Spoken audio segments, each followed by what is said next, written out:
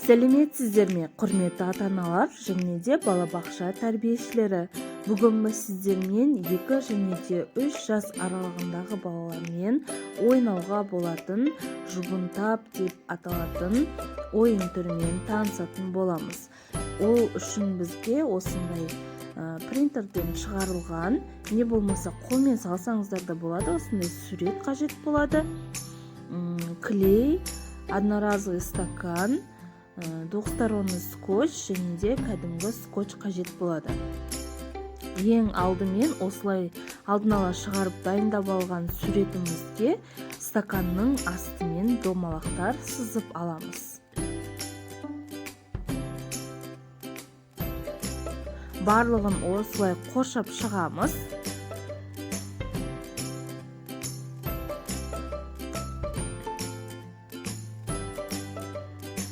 Қоршап болғаннан соң, бұны ұзақ уақыт қолдану үшін скотчпен бетіне жабыстырып шығамыз.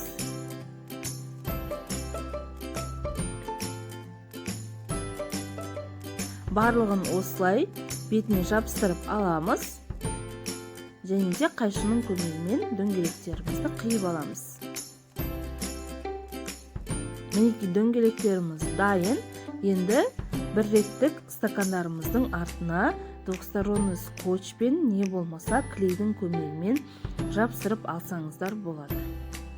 Егер де осылай стаканға жасамайтын болсаңыздар, сіздер жаңағы кесіп алған дөңгелектің өзін пайдалана берсеңіздер де болады. Двухсторонний скотчпен жұмыс жасау кішкене қиындау, бірақ ұзақ уақыт осылай жабысып тұра береді. Барлығын осылай клеймен жабыстырып шықтым және де 1 сағатқа бөлме температурасына қалдырдым, яғни клей жабысып қалуы үшін.